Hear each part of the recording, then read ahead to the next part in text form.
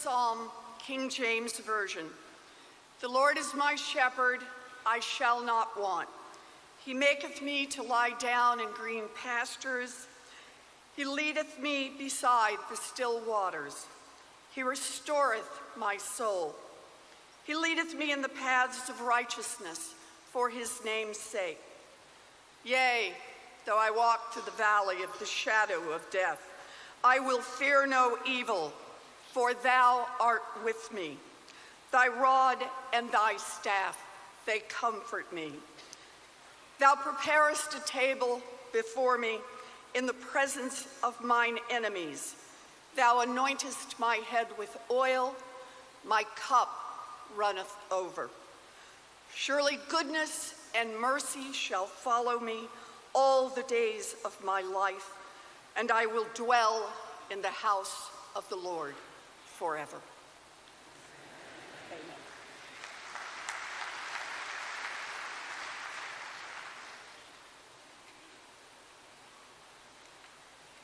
The New Testament reading comes from 2 Timothy chapter 4, verse 7 and 8. I have fought the good fight. I have finished the course. I have kept the faith.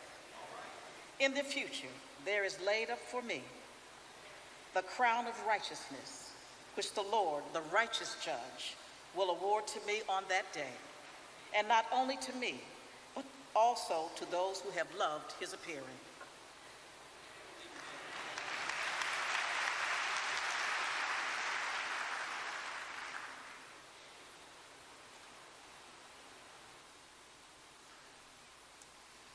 Elijah wrote his funeral program and determined who he wanted to do what. Some might be wondering why they're not doing anything. And so I just wanted to give you clarity. But one of the persons he loved to hear sing was B.B. Winans. And he's going to come now and bless us in song.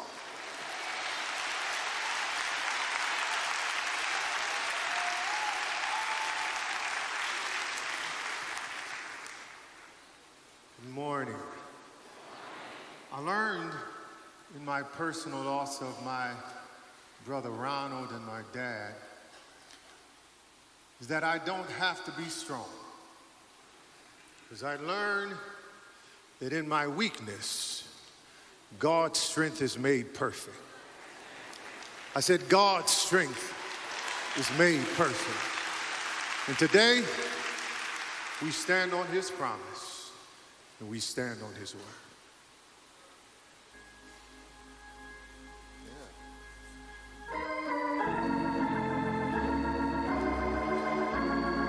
After done all you can,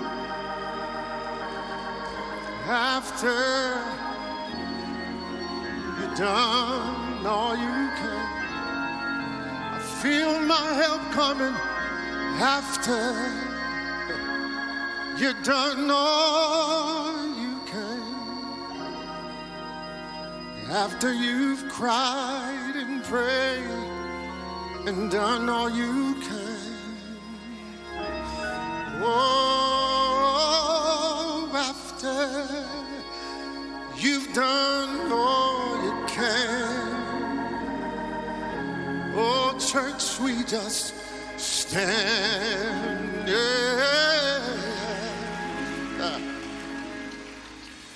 So tell me, what do you do when you've done all you can? Seems like it's never enough. Tell me, what do you say when your friends turn away and you're alone? So all alone. Tell me, what do you give when you've given your all? Seems like you can't make it through. Well, you just stand when there's nothing left to do. Stand watch the Lord see you through. After you've done all you can, you just stand. Oh yeah, you do. Oh, tell me how do you handle the guilt of your past? Tell me, how do you deal with the shame? Tell me, how can you smile when your heart has been broken and filled with pain? Oh, filled with pain. Tell me, what do you give when you've given your all and it seems like you can't make it through? Well, you just stand when there's nothing left to do. You just stand and watch the Lord see you through. After you've done all you can, you just stand and be sure and be not entangled in the bondage again. You just stand and endure. We will endure because God has a purpose and God has a plan. Tell me what. Oh, when you've done all that you can and it seems like you can't make it through. Well, you just stand. You stand. Don't you dare give up. Don't you dare give in. We'll go through the storm. Oh, we'll stand through the rain. Oh, we'll stand through the hurt. And we'll stand through the pain. We won't give up. Oh, no, we won't give in. He'll bring us through to the very end. I'll stand on His promise. I'll lean on His shoulder through the hurt. Oh, and through the pain. So remember, after we've done all we can, square your shoulders and lift up your head. Lift up your head, cause He's gonna come through. Oh, God's gonna come through. After the pain, after the rain, after the rain, after the pain, oh, He's gonna come through. Yes, He will. He promised He'll do what He said He would do. Yes, He will. That's the kind of God we serve. Yes, it is. Oh, after we've done all that we can. Remember, Maya, after you've done all you can, together y'all will stand. Oh, oh,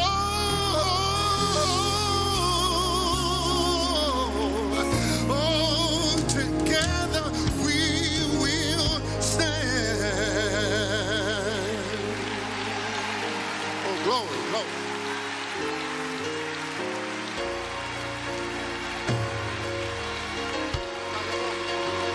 Hallelujah. Hallelujah. Come on, put those hands together. Hallelujah. This is a celebration. After.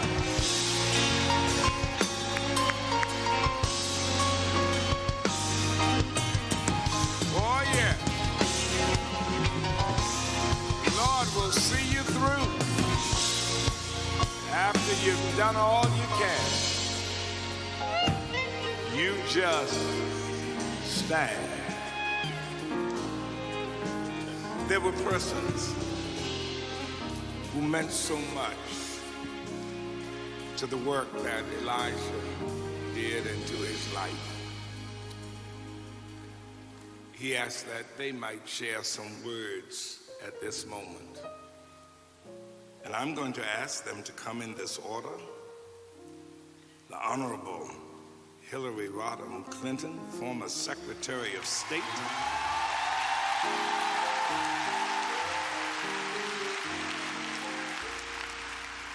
The Honorable Nancy Pelosi, Speaker of the United States House of Representatives. The Honorable Kwesi Mfume, Board Member, Chairman of the Morgan State University.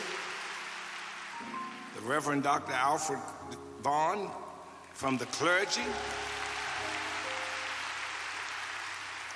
Mr. Larry Gibson, his mentor. And then Deaconess Margaret Ann Howie from New Psalmist Baptist Church. Secretary Clinton, won't you give her a hand as she comes?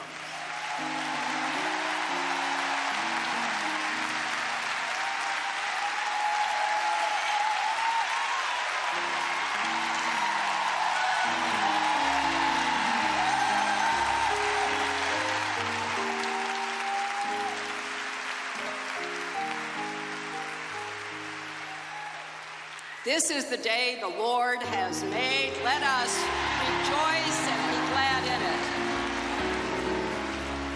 it. Because this is the day for the homegoing celebration of a great man, a moral leader, and a friend. To Bishop Walter Scott Thomas and First Lady of the Church, Patricia Thomas, and the New Psalmist Baptist Church, thank you for welcoming us all here to reflect on the life and celebrate the service of Elijah Cummings. And to the Cummings family, to his political family, the constituents from the Maryland Congressional 7th District, thank you for sharing him with our country and the world. And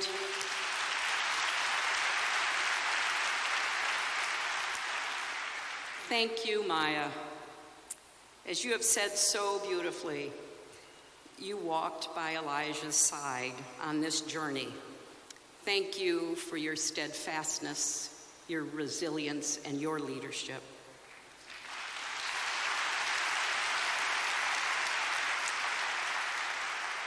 It is no coincidence, is it, that Elijah Cummings shared a name with an Old Testament prophet, whose name meant in Hebrew, "The Lord is my God," and who used the power and the wisdom that God gave him to uphold the moral law that all people are subject to, and because of all people are equal. Like the prophet, our Elijah could call down fire from heaven,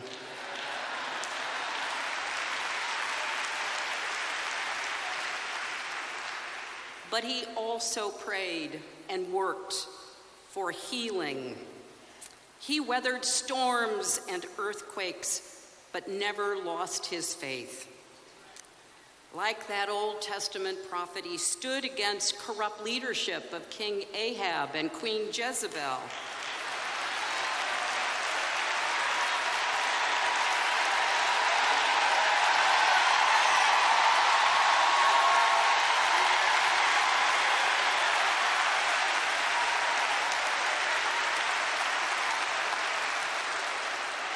And he looked out for the vulnerable among us. He lifted up the next generation of leaders. He even worked a few miracles. And he kept reminding us, life is no dress rehearsal. The American people want to live their lives without fear of their leaders. And as leaders, we have a responsibility to keep the promises made when running for office to make the lives of Americans better. As Elijah said, while we're all on this earth, that's my message. Our Elijah was a fierce champion for truth, justice, and kindness in every part of his life.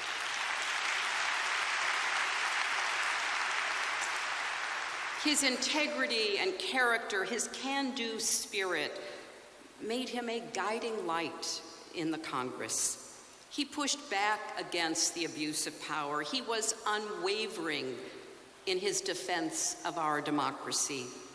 He had little tolerance for those who put party ahead of country or partisanship above truth.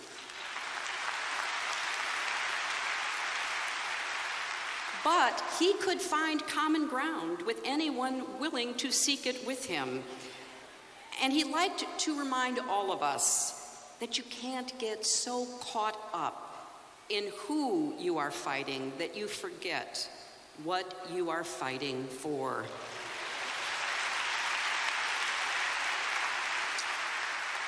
Even his political adversaries recognized that it wasn't really about politics for our Elijah.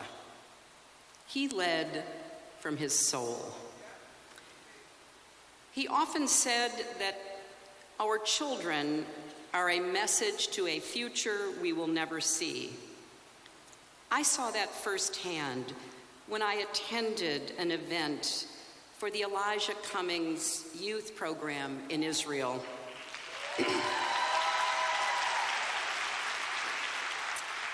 A leadership program for young people in his district. And Elijah didn't just put his name on the program and then forget about it. He interviewed every applicant. He was personally invested in their success. He wanted all of us to see our young people as he memorably asked us to do when he gave the eulogy at the funeral for Freddie Gray. Did you see him? By the time these young people came back from Israel to Baltimore, they had celebrated Shabbat, studied Hebrew, hiked up Masada. They had seen and been seen and made lifelong friends, all because Elijah Cummings knew from his own experiences that it's one thing to learn abstractly about the world, but another to experience it with people different from yourself, learning from each other, lifting each other up. You know, Elijah often said his philosophy was simple. Do something. Go out and do something. No matter how daunting a problem seems, no matter how helpless you feel, surely there is something you can do. I think that remains his challenge to each of us. As he said, even if it seems small, there's usually something you can do if you are looking for it. You can defend the truth. You can defend democracy. You can lift up others. And toward the end of his life, he said, I am begging the American people to pay attention to what is going on. Because if you want to have a democracy intact for your children and your children's children and generations yet unborn, we have got to guard this moment. This is our watch. Our Elijah knew, because he was a man of faith and a man of the church, that life was fleeting and precious. And that's why he worked so hard to make every moment of his life count.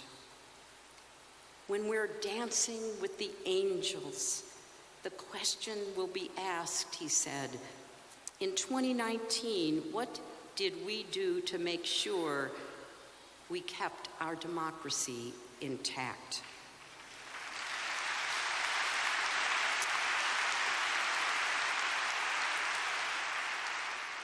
I will end with the paraphrase of a poem that Elijah recited in his very first speech in the Congress. He said that he told himself this poem as many as 20 times a day.